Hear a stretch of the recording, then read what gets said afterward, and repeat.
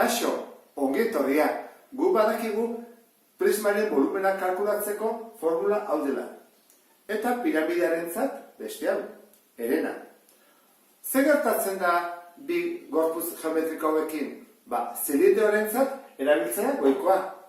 Eta konoarentzat beko erabili barralda. Horrelako 3 sartuko aldira hemen, goazen proba egitea. Esperientzi txiki bat egingo dugu, leheno bezala. Orduan, beteko dut hau, likidoz. Eta joango naiz horrean betetzen. Ea, 3 sartzen diren.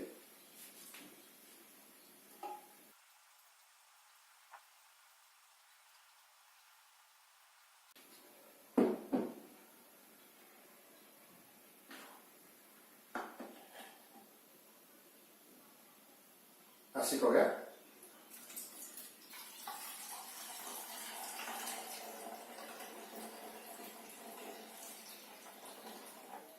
Bat.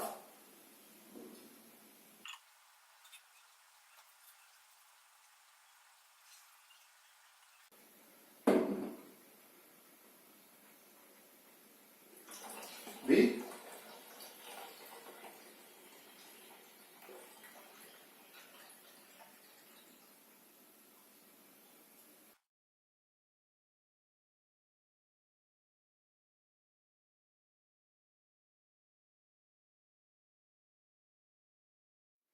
Eta 3.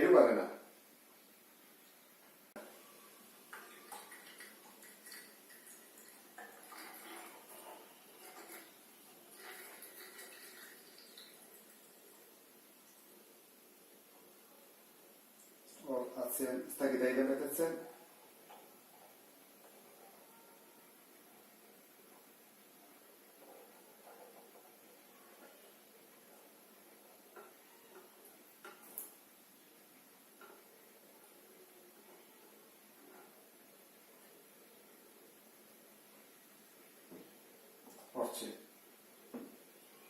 Hortxe.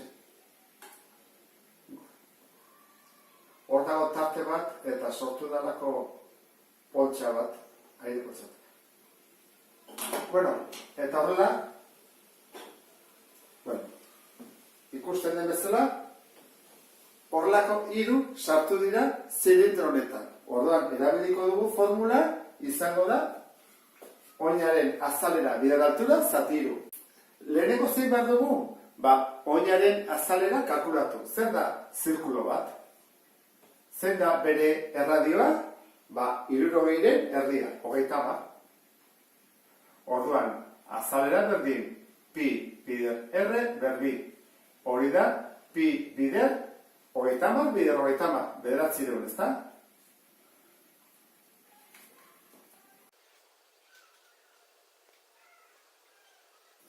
Biblia 800 da, 27,43 zentimetro karratu.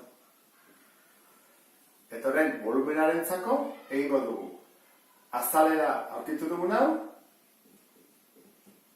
bider altura ez da 50, hori sortzailea da, 40 da. Horran jarriko dugu, 40 zati 3. Orduan, 40 zati 3. Eta atantzen zaigu, 37.689,1 zentimetro kubiko.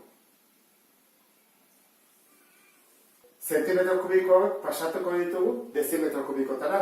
1, 2, 3. Orduan, gelditzen zaigu horrela. Dezimetro kubiko. Eta horrela kalkulatzen dira volumenak. Beste bat arte, agur!